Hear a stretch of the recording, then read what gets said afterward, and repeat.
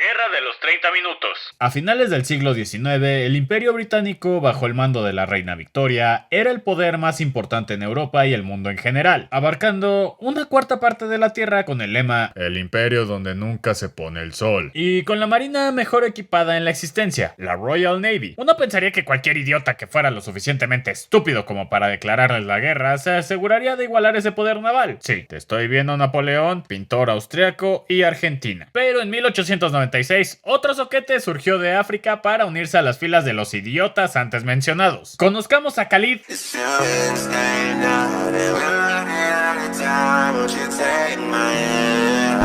Ese no. Conozcamos a Khalid bin Bargash. Él era un príncipe de una pequeñísima isla de Zanzíbar, una isla del sur de África, en la cual se reunían comerciantes de la India, África y China para intercambiar productos especias. Ya saben, sal, azafrán y otros maderos olorosos, como palo de rosa, palo de chupamirta y otro tipo de palos que uno se llega a echar. Un lugar importante para el Imperio Británico, pues ahí se podía conseguir los vicios favoritos de la gente que vive en primer mundo y que es rica: la seda, el té, el opio, entre otras cosas. Y Khalid era uno de los herederos al trono de la isla, pero gracias a sus sentimientos antibritánicos, se le quitó la oportunidad de convertirse en sultán en más de una ocasión. ¿Por qué? Fácil. La isla era un protectorado británico, una forma menos cancelable de decir que era una colonia, y el sultán solo era una marioneta de los lores ingleses. Al ser un protectorado, los ingleses tenían el derecho de elegir al nuevo sultán, y siempre escogía al que le diera más derechos sobre la tierra. Zanzíbar parecía tener una vida pacífica bajo el control británico. Solo había un problema, y es que verán, queridos oyentes,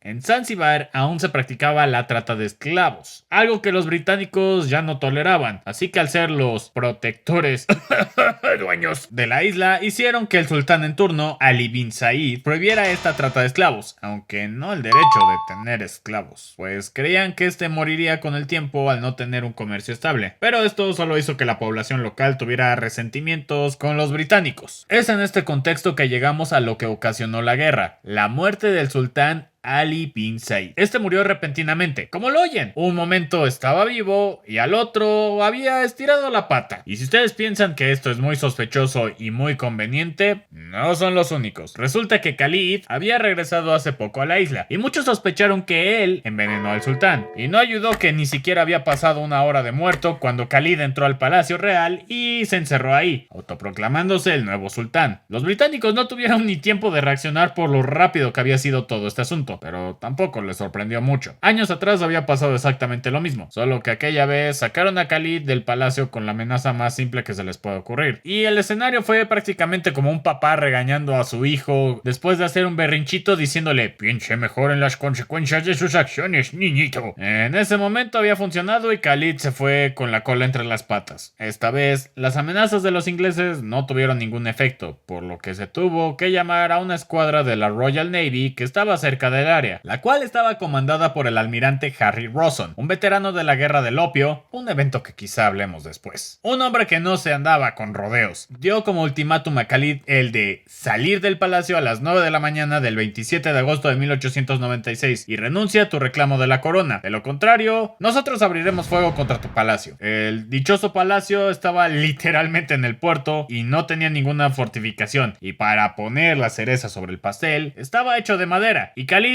pensó que esta cosa podría resistir a las balas de hierro de la Royal Navy. ¡Idiota! Pasó la noche y con los huevos de pendejo, porque de inteligente no tiene ni el pito, mandó poner un cañón de bronce del siglo XVII frente al palacio para poder defenderse. Sí, claro, es como poner una resortera contra una bazooka. Y así llegó la hora, 9 de la mañana del 27 de agosto. ¡Tenemos guerra, caballeros! ¡Gallina de que se raje! Chíngate al que se te ponga enfrente y trata de salir lo menos jodido posible. El Imperio Británico contra el reino de Zanzíbar. La Royal Navy contra 2800 defensores, la mayoría pobladores sin previa instrucción militar, y que Khalid había obligado a participar en esta guerra. Es hora de su sección favorita, hora de apostar. ¿Quién creen que gane? 2800 personas que no tienen ni idea de qué chingados están haciendo ni tienen motivación para estar ahí, o gente preparada y miembros del imperio más poderoso de aquel entonces. Nah, es imposible que pierdan los de Zanzíbar, ¿verdad? Rawson ordenó a sus barcos abrir fuego contra el palacio. El primer plomazo del HMS Thrush destrozó destrozó el orgullo nacional que representaba dicho cañón que mencioné hace unos minutos, que estaba apostado enfrente del palacio, y lo que siguió fueron 38 minutos de fuego continuo por parte de la Royal Navy, destrozando el palacio y el harén que estaba al ladito. En cierto punto, Rawson vio un barco que no pertenecía a su escuadra, el HHS Glasgow, un crucero de placer que Khalid había convertido en barco de guerra al ponerle unos cañones y una ametralladora, y decidió lanzarlo contra la Royal Navy en un intento desesperado de causar, aunque sea,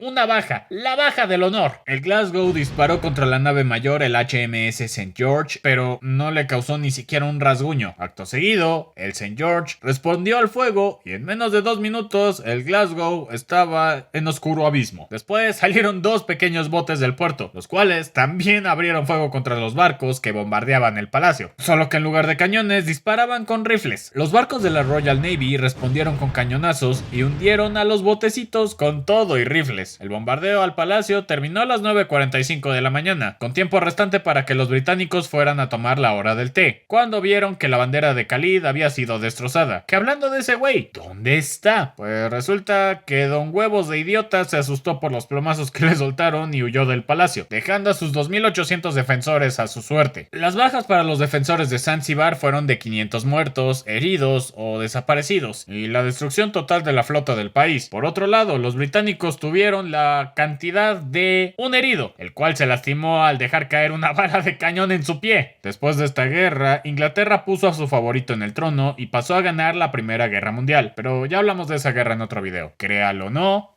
así pasó.